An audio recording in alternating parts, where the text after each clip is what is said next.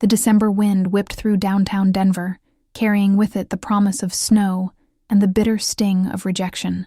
Maya Rodriguez pulled her wool coat tighter as she stepped out of the family law office, her divorce papers finally signed and sealed after 8 months of legal battles.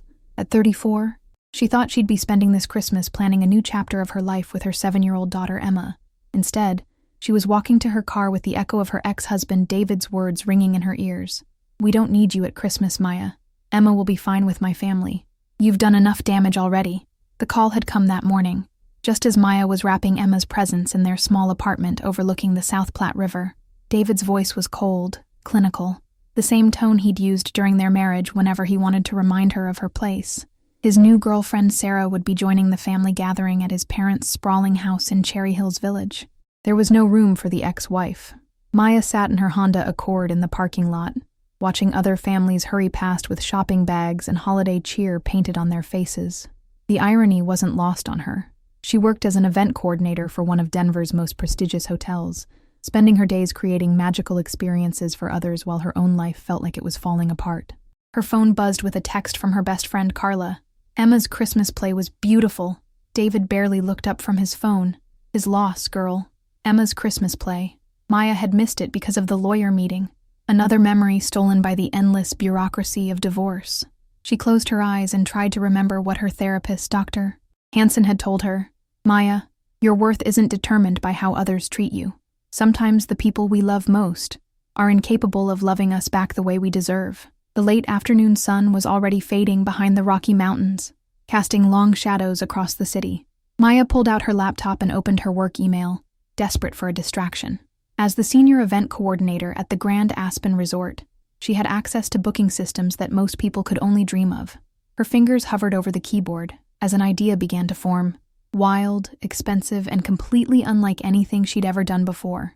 The Grand Aspen Resort's Christmas package for 35 guests. 7 days of luxury accommodations, gourmet meals, spa treatments, skiing, ice skating, and a private Christmas Eve dinner with a world-class chef. Total cost, $47,000. Maya's divorce settlement had left her with exactly $52,000, her half of their savings account that David had tried so hard to hide from the lawyers. 35 people, she whispered to herself. I could fill those rooms. Maya thought about her co-workers who'd be spending Christmas alone. Janet from accounting, whose husband had passed away last year. Miguel from maintenance, who'd immigrated from El Salvador and had no family nearby. Sarah from housekeeping, who worked double shifts to support her aging mother. She thought about the regular hotel guests, who'd become like family over the years, the ones who always asked about Emma and remembered her birthday. Her heart was racing as she pulled up the resort's availability. Christmas was only 12 days away, but there it was. The luxury holiday experience package, fully available due to a last-minute cancellation. Maya stared at the screen, her cursor hovering over the Book Now button. David's voice echoed again. "We don't need you at Christmas." Maya's finger came down on the mouse with decisive force. Booking confirmed for Maya Rodriguez, party of 35, December 23, 29. The confirmation email arrived immediately, followed by her phone ringing. It was Robert Chen, the resort's general manager and her mentor of 5 years. "Maya, I just got an alert about a booking under your name. Is everything okay?" Maya took a deep breath, looking out at the Denver skyline as the first snowflakes began to fall. "Robert, I'm about to do something crazy, and I'm going to need your help to make it the most incredible Christmas anyone has ever experienced." "What kind of crazy are we talking about?" "The kind where I invite 34 of the most deserving people I know to spend Christmas at our resort, all expenses paid, because my ex-husband just reminded me that some families are chosen, not given." There was a long pause. Then Robert's familiar laugh filled the line. "Maya Rodriguez, in 5 years of working together, you've never failed to surprise me. When do we start planning?" As Maya drove home through the snowy streets of Denver, she felt something she hadn't experienced in months. Excitement. Emma would be disappointed about their change in plans, but Maya would make sure her daughter had the most magical week of her life. And maybe, just maybe, Maya would remember what it felt like to be valued, surrounded by people who actually wanted her there. The first call would be to Janet from accounting, then Miguel, then all the others who deserved to know what it felt like to be chosen, to be celebrated, to matter. Christmas was 12 days away, and Maya Rodriguez was about to prove that sometimes the best families are the ones you create yourself. Chapter 2. Gathering the chosen. The next morning brought 6 inches of fresh snow, and Maya's first moment of panic. She sat at her kitchen table with her laptop, a steaming cup of coffee, and a yellow legal pad covered in frantic notes. The reality of what she'd done was sinking in. She'd just committed to spending her entire divorce settlement on a Christmas vacation for 35 people, most of whom didn't even know they were invited yet. Emma padded into the kitchen in her purple pajamas, her dark hair sticking up at odd angles. "Mommy, why are you awake so early? It's Saturday." Maya pulled her daughter onto her lap, inhaling the familiar scent of children's shampoo and sleepy warmth. "Baby, I have something important to tell you about Christmas." Emma's face fell immediately. "Daddy said I can't see you on Christmas. He said Sarah needs family time with him and Grandma and Grandpa." The knife in Maya's heart twisted a little deeper. "Well, what if I told you that we're going to have our own Christmas? Just you and me and some very special friends, somewhere magical. Like where? Like a castle in the mountains, with hot chocolate and skiing and maybe even a horse-drawn sleigh ride." Emma's eyes widened. "Really? We can do that? We can do whatever we want, sweetheart. That's the beautiful thing about making your own choices." After Emma settled in front of Saturday morning cartoons, Maya began making calls. Her first was to Janet Morrison, the soft-spoken woman from accounting, who always had pictures of her late husband Tom on her desk. "Maya, is everything all right? You sound different." "Janet, this might sound crazy, but what are your Christmas plans?" There was a long pause. "Oh, you know, quiet. Maybe watch some movies. Tom and I always used to go to his sister's house in Colorado Springs, but..." Janet's voice trailed off. "Janet, how would you feel about spending Christmas week at the Grand Aspen Resort? All expenses paid, 7 days of luxury, and you'd be doing me the biggest favor by coming." "I'm sorry." "What?" Maya explained her situation, her voice growing stronger with each word. By the end of the call, Janet was crying. "Maya, honey, I haven't had a real Christmas in 2 years. Are you sure about this? I've never been more sure of anything in my life." The calls continued throughout the morning. Miguel Santos, the night maintenance supervisor who'd worked at the hotel for 15 years and always volunteered for holiday shifts, so co-workers with families could be home. His broken English couldn't hide his emotion when Maya explained her invitation. "Miss Maya, you are Angel. My family in El Salvador. They never see snow, never see mountains like Colorado, but I work, I save money, maybe someday. You sure about this? Miguel, you've fixed my office heater at midnight and listened to me cry after bad dates. Your family, pack warm clothes and bring your appetite for adventure." Sarah Kim from housekeeping broke down completely when Maya called.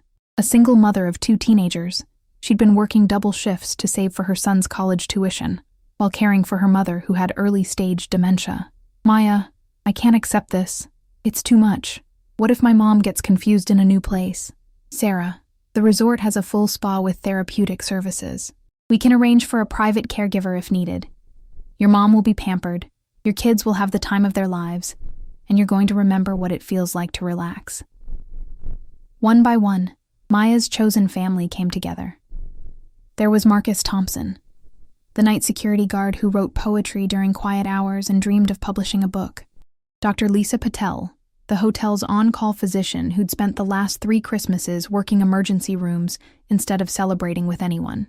James and Robert Wilson, the elderly couple who'd been staying at the hotel every anniversary for 20 years because they had no children and few remaining friends. Each call was a revelation. Maya discovered stories of loneliness, sacrifice, and quiet heroism that had been happening right under her nose for years. People who showed up, worked hard, and gave their best to others while expecting nothing in return. By Sunday afternoon, Maya had filled 34 of her 35 spots. She saved the last call for someone she'd been avoiding, her own mother, Elena Rodriguez, who lived in a senior community in Pueblo and hadn't spoken to Maya since the divorce proceedings began. "Mija." Her mother's voice was cautious when she answered. "I heard about the divorce being final. How are you holding up?" Maya took a breath. She and her mother had a complicated relationship, full of unspoken expectations and old hurts. Elena had loved David like a son and made no secret of her belief that Maya had given up too easily on her marriage. "Mom, I'm calling to invite you to spend Christmas with me and Emma, and about 30 other people you don't know yet, at a resort in Aspen." "Maya, what are you talking about?" For the 3rd time that weekend, Maya explained her plan, but this time was different. This time she wasn't asking for approval or forgiveness. She was extending an invitation to someone she loved despite their differences. Mija, this sounds expensive and impulsive. Are you having some kind of breakdown? Maya looked around her small apartment, at Emma's art projects taped to the refrigerator, at the stack of law books she'd been reading to understand her own divorce, at the photo of herself and David on their wedding day that she still hadn't taken down. Mom, maybe I am having a breakdown. The kind where you realize that waiting for other people to value you is a waste of your life. David's family doesn't want me at Christmas? Fine. I'll create a Christmas so beautiful that Emma will remember it forever, surrounded by people who've chosen to be there. There was a long silence. Then Elena's voice, softer now. Your grandmother used to say that blood makes you related, but loyalty makes you family. Is that a yes? That's a yes, Mija. And I'm proud of you for choosing yourself. That evening, Maya sat with Robert Chen at a quiet restaurant in Lodo, going over final details for what they'd started calling Maya's Christmas Miracle. The staff is excited, Robert said, spreading out floor plans and menus. When word got around about what you're doing, everyone volunteered to work the holiday week. They want to be part of something this special. Maya looked at her list of confirmed guests, each name representing a story, a choice, a leap of faith. Robert, what if I've made a terrible mistake? What if this is just an expensive way to avoid dealing with my problems? Robert leaned back in his chair, studying Maya's face in the candlelight. You know what I think? I think you've just figured out what Christmas is actually supposed to be about. Not obligation or tradition or keeping up appearances. It's about generosity, inclusion, and celebrating the people who matter to you. Maya's phone buzzed with a text from Emma. Mommy, I told Daddy about our mountain castle Christmas. He said it sounds stupid. Is he right? Maya showed Robert the message. He shook his head with a mixture of sadness and anger. No, baby, Maya typed back. It sounds like exactly what we need. As she drove home through the snowy streets, Maya felt a familiar flutter of anxiety mixed with something else. Anticipation. In 5 days, she'd be checking into the Grand Aspen Resort, with 34 people who'd said yes to something unexpected. Something generous. Something real. David was wrong. They did need her at Christmas, and she was finally ready to show up. Chapter 3. Christmas Magic in the Mountains. The chartered bus pulled up to the Grand Aspen Resort at sunset on December 23rd, its headlights cutting through the gentle snowfall that had been dusting the mountains all day. Maya pressed her face to the window, watching her chosen family disembark with expressions of awe and disbelief. The resort was a masterpiece of rustic luxury, all timber and stone nestled against the backdrop of snow-capped peaks. Warm golden light spilled from every window, and the main entrance was adorned with evergreen garlands and white lights that sparkled like captured stars. Maya had seen it hundreds of times in her professional capacity, but tonight it felt different. Tonight it was theirs. Emma squeezed her mother's hand as they stepped off the bus. Mommy, it looks like the castle from Beauty and the Beast. Even better, baby. This one's real, and we get to live in it for a whole week. Robert Chen emerged from the main entrance with his usual gracious smile, but Maya could see the extra warmth in his eyes. Behind him stood the entire hotel staff, concierges, bellhops, restaurant servers, spa attendants, all lined up to welcome Maya's group, with the kind of attention usually reserved for corporate executives and movie stars. Ladies and gentlemen, Robert's voice carried across the snow-muffled evening air, welcome to the Grand Aspen Resort. We're honored to be your home for the next 7 days. Maya watched her guests' faces as they took in the scene. Janet Morrison was openly crying, clutching her small suitcase like a lifeline. Miguel Santos stood with his mouth agape, his work-worn hands smoothing down his best shirt. Sarah Kim held her teenagers close, while her elderly mother looked around with the wonder of a child. This is overwhelming, whispered Dr. Lisa Patel, appearing at Maya's side. Maya, what you've done here, it's extraordinary. The next few hours blurred together in a whirlwind of check-ins, room assignments, and dinner in the resort's main dining room. Maya had requested a private dining experience for her group, and the kitchen staff had outdone themselves. The tables were arranged in a large circle so everyone could see and talk to each other, decorated with winter white roses and candles that cast dancing shadows on the walls. Chef Antoine Dubois, whom Maya had worked with on numerous corporate events, had prepared a feast that showcased Colorado's finest ingredients: elk tenderloin with juniper berry sauce, locally sourced trout, roasted root vegetables from nearby farms, and desserts that looked like edible works of art. As the meal progressed, something magical began to happen.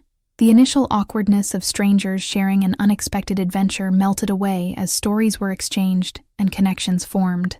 Marcus Thompson, the security guard poet, found himself in deep conversation with Elena Rodriguez about the books that had shaped their lives. James and Robert Wilson, the elderly couple, were teaching Emma card tricks while Sarah Kim's teenagers helped serve dessert to other tables. Maya watched it all unfold from her seat at the head of the circle, her heart fuller than it had been in months. This was what she'd envisioned but hadn't dared to hope for, not just a vacation, but a community. Maya, her mother, appeared beside her chair, speaking quietly so as not to interrupt the conversations flowing around them. "I owe you an apology." "Mom, you don't—" "Yes, I do. When you told me about the divorce, all I could think about was how it would look to my friends, what people would say about our family. I forgot to ask the most important question." "Which was?" Elena's weathered hand covered Maya's. "Are you happy? Are you free to become who you're supposed to be?" Maya looked around the dining room at the faces of people she'd chosen to love and who'd chosen to trust her with their Christmas. "I'm getting there. Mom, I'm finally getting there." The next 3 days passed in a blur of winter activities and deepening friendships. Emma learned to ski with patient instruction from Miguel, who turned out to have natural teaching abilities, despite having never skied himself before this trip. The resort ski instructors were amazed at his intuitive understanding of balance and movement. Sarah Kim's mother, initially confused by the change in routine, blossomed under the gentle care of the spa staff who specialized in therapeutic treatments for seniors. Sarah found herself actually relaxing for the first time in years, soaking in hot tubs while her children explored the resort's game rooms and movie theater. Dr. Lisa Patel, who'd spent 3 years working emergency room holidays, discovered the joy of sleeping past sunrise and reading novels by the fireplace. She and Janet Morrison bonded over their shared experiences of loss, spending long afternoons walking the snow-covered trails around the resort property. On Christmas Eve morning, Maya woke early and walked out to the resort's main balcony with her coffee. The sun was just beginning to paint the mountain peaks pink and gold, and the valley below was pristine white, unmarked by human footprints. She'd planned every detail of this vacation, but she hadn't anticipated how it would change her. Her phone buzzed with a text from David. "Emma says you're having some kind of party in Aspen. This is exactly the kind of irresponsible spending that caused our problems. Grow up, Maya." For the first time in months, Maya read one of David's messages and felt nothing. No anger, no hurt, no desperate need to defend herself. She deleted the message and slipped the phone back into her pocket. "Couldn't sleep?" Robert Chen appeared beside her, carrying his own steaming mug. "Too excited, I think." "Robert, I need to thank you for making this possible. Your staff has been incredible." "Maya, do you want to know why everyone volunteered to work this week instead of spending time with their own families?" She nodded. "Because what you're doing here is what the hospitality industry is supposed to be about. We create experiences that transform people, but most of the time, we're serving people who already have everything. This week, we're serving people who deserve everything." That evening's Christmas Eve dinner was a masterpiece of culinary art and emotional connection. Chef Antoine had prepared a 7-course meal that told the story of Christmas through food, each course representing a different tradition from around the world. Maya had requested that the entire dining room be lit only by candles, creating an intimate atmosphere that made their circle of 35 feel like the most important people in the world. As they reached the final course, a chocolate soufflé that rose like a prayer, Maya stood to address her chosen family. "A few weeks ago, someone told me that I wasn't needed at Christmas. Tonight, surrounded by all of you, I understand that they were right. I'm not needed, I'm wanted. And there's a beautiful difference between those two things." Maya's voice grew stronger as she continued. "Each of you has spent years giving your best to others while expecting very little in return. You've shown kindness to strangers, worked when you were tired, and maintained hope when life gave you every reason to give up. This week isn't charity, it's celebration. You deserve to be celebrated." The applause was thunderous, but it was the tears Maya saw on faces around the circle that told her she'd succeeded, not just in planning a vacation, but in creating a moment of recognition, of belonging, of joy. As midnight approached and Christmas Day officially began, Maya found herself alone on the balcony again. But this time, she wasn't alone. She was solitary, and there was a profound difference. Emma was safely asleep upstairs, dreaming of ski lessons and hot chocolate. Her mother was playing cards with the Wilson couple in the main lounge. Her chosen family was scattered throughout the resort, each person finally relaxing into the knowledge that they mattered. Maya pulled out her phone and composed a text to David. Emma is having the most magical Christmas of her life, surrounded by people who love and value her. I hope you find the same peace we've discovered here. She sent the message, and then blocked his number. Some chapters needed to end before new ones could begin. Christmas Day dawned clear and cold, with fresh powder calling from the mountainsides, and the promise of memories yet to be made. Chapter 4. New Beginnings and Lasting Bonds. Christmas morning at the Grand Aspen Resort dawned with the kind of crystalline perfection that makes Colorado postcards look understated. Maya woke to find Emma already awake, pressing her nose against their suite's floor-to-ceiling windows. "Mommy, look. It snowed more last night. Everything looks like it's made of diamonds." Maya joined her daughter at the window, wrapping her arms around Emma's small frame. The view was breathtaking. Endless white slopes punctuated by dark evergreens, all of it sparkling under a brilliant blue sky. But more beautiful than the landscape was the sound of laughter and conversation drifting up from the main lodge below, where their chosen family was already gathering for Christmas Day. The morning unfolded with the organic joy of people who had nowhere else to be and nothing to prove. Maya had arranged for a special Christmas brunch to be served family-style in the resort's mountain room, with floor-to-ceiling windows offering panoramic views of the Rockies. But what made the meal magical wasn't the food. Though Chef Antoine's cinnamon roll bread pudding and Colorado green chili eggs Benedict were exceptional, it was watching relationships deepen and new traditions form. Miguel Santos had spent Christmas Eve learning card games from James and Robert Wilson, and now the three men were teaching Emma and Sarah Kim's teenagers how to play poker with candy canes as chips. Elena Rodriguez and Janet Morrison had discovered a shared love of crossword puzzles and were working through the Sunday New York Times together, their heads bent close over the newspaper. "Maya," Dr. Lisa Patel appeared at her elbow. "I wanted you to know that I've never experienced anything like this. In medical school, they teach you about healing, but they don't teach you about wholeness. This week, I've watched 35 people remember what it feels like to be whole." Maya felt tears prick her eyes. "Lisa, you've given so much to others through your work. You deserve to receive something beautiful in return." "We all did," Lisa said simply, "but you were the one who made it happen." The afternoon brought a surprise that Maya hadn't planned. A spontaneous talent show organized by Marcus Thompson, the security guard who wrote poetry in his spare time. The resort's main lounge was transformed into an intimate performance space, with everyone gathering in a circle to share whatever gifts they wanted to offer. Marcus opened with one of his poems, a piece about finding family in unexpected places that left not a dry eye in the room. Miguel played guitar and sang a traditional Mexican Christmas song that his grandmother had taught him, his rich baritone voice filling the space with warmth and memory. Sarah Kim's mother, despite her dementia, surprised everyone by reciting a complete Korean poem from her childhood, her voice clear and strong for the first time all week. Emma performed a dance routine she'd been practicing in secret with Sarah Kim's daughter, and Elena Rodriguez told stories from Maya's childhood that made everyone laugh and understand where Maya's generous heart had come from. But the moment that broke Maya's heart wide open came when Janet Morrison stood up, her hands shaking slightly as she held a folded piece of paper. "I've never done anything like this before," Janet said, her voice barely above a whisper. "But Tom always said I had a beautiful singing voice, and I'd like to sing something for all of you." Janet's rendition of "I'll Be Home for Christmas" was achingly beautiful, not perfect, but filled with so much emotion and gratitude that it transformed the familiar lyrics into something profound.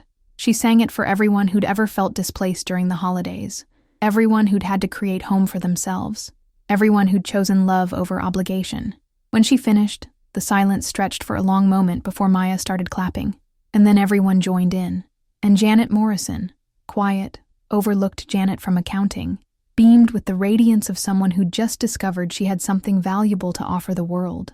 As evening approached and Christmas Day began to wind down, Maya found herself in the resort's library with Robert Chen, reviewing the logistics for their remaining 2 days, but she was finding it hard to concentrate on spreadsheets and schedules. "Robert, I need to tell you something. This week has changed me in ways I didn't expect. I don't think I can go back to just coordinating corporate events and pretending that creating beautiful experiences for people who already have everything is enough." Robert leaned back in his leather chair, a knowing smile playing at the corners of his mouth. "Maya, I've been waiting for you to say something like that. What are you thinking?" "I'm thinking about starting my own company, specialized retreats for people who deserve extraordinary experiences but could never afford them. Funded by corporate sponsors, maybe, or wealthy individuals who want to make a real impact with their money. You'd need a partner, Robert said carefully. Someone with hospitality industry connections and experience managing luxury properties. Maya looked at him sharply. Are you saying what I think you're saying?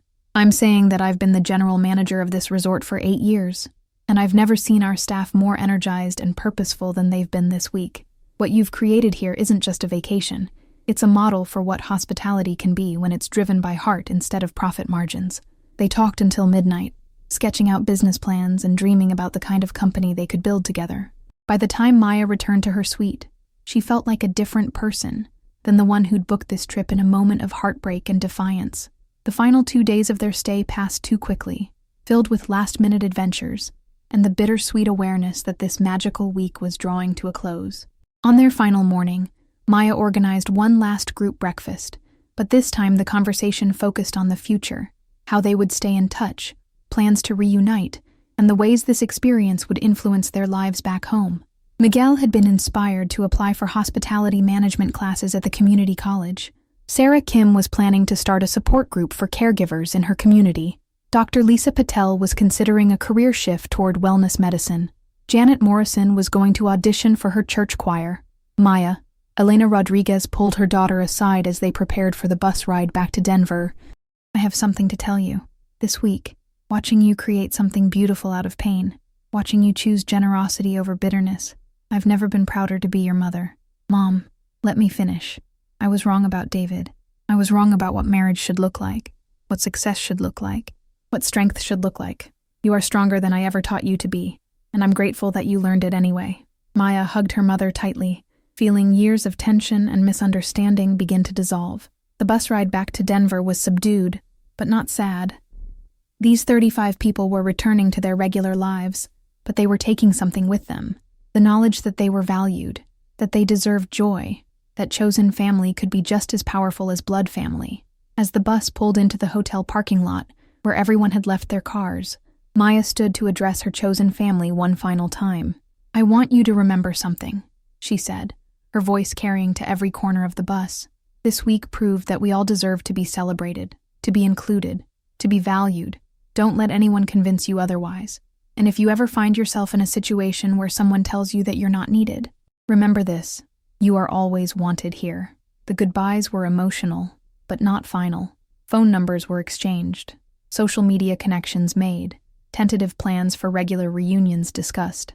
Maya realized that what she'd created wasn't just a vacation. It was a community that would continue beyond this week. As Maya and Emma drove back to their apartment, Emma was quiet for a long time before speaking. Mommy, I liked our mountain castle Christmas better than Daddy's Christmas parties. Why is that, baby? Because everyone wanted to be there, and everyone wanted us to be there too. Maya pulled into their apartment complex parking lot and sat for a moment, looking up at their small second-floor unit. It looked different somehow, not smaller or less impressive, but like home in a way it hadn't before.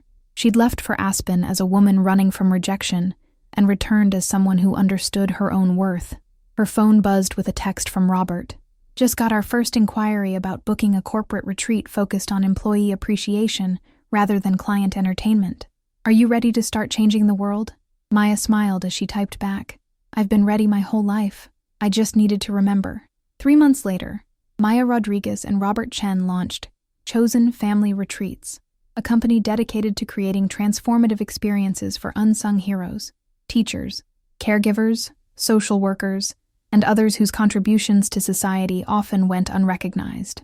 Their first retreat was fully booked within a week of announcing it, funded by a tech billionaire who'd read about Maya's Christmas story in a local magazine.